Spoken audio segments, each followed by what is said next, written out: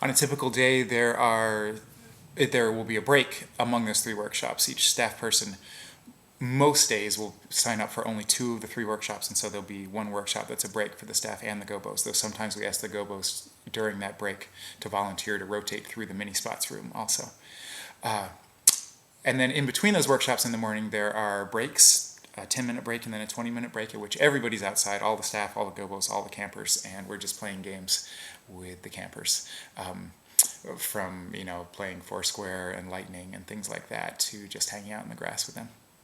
And then after the morning, there's lunch, which is similar to the breaks. Actually, everybody's outside, all the staff and all the Gobos, and you can tell where the Gobos are because there will always be clusters of campers around them, as they end up being often the most popular folks to hang out with.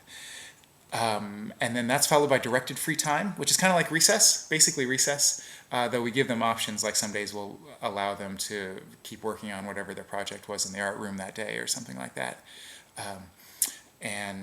But again, that's break-like. The whole camp and everybody are outside. On Mondays, we do, during directed free time, Gobo games, which all the Gobos lead. They take the kids in groups and play little 10-minute games with them, just fun camp games.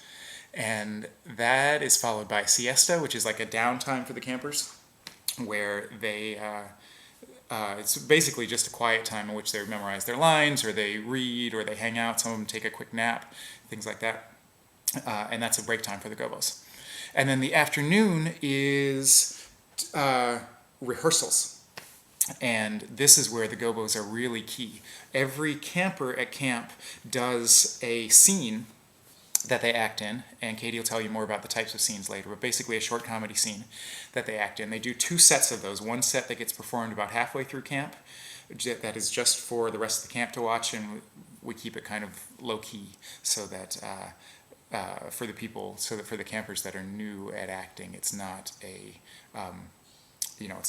they don't start off immediately with a huge audience and frightening circumstances.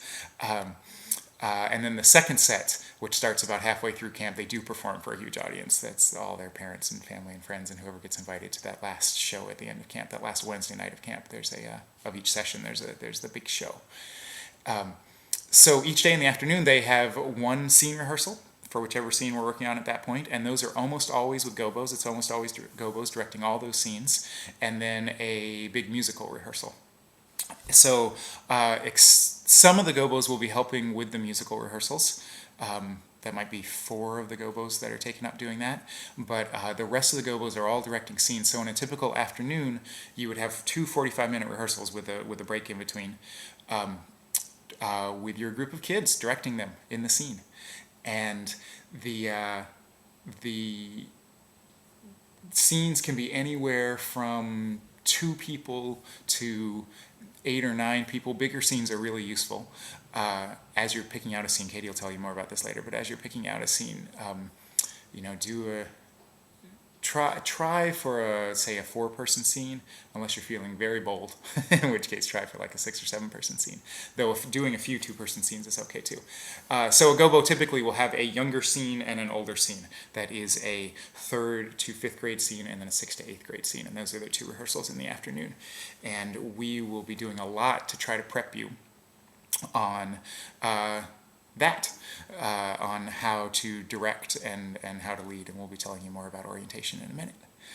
And then the day ends with a closing meeting, which again is the whole camp back together again, and that's usually almost entirely taken up by appreciations, where the campers and Gobos and staff will raise their hand and say, I'd like to thank so-and-so for teaching me how to play Lightning on the basketball court I hadn't learned before, and they taught me, and that was really nice, thank you. Or so-and-so shared their lunch with me, or, just stuff that happens during the day.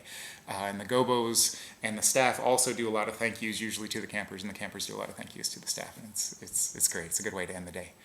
And then at 3:30, we all pour outside. The Gobos all have assigned places out along that roadway there, as there are, 120 families pulling up to pick up their kids.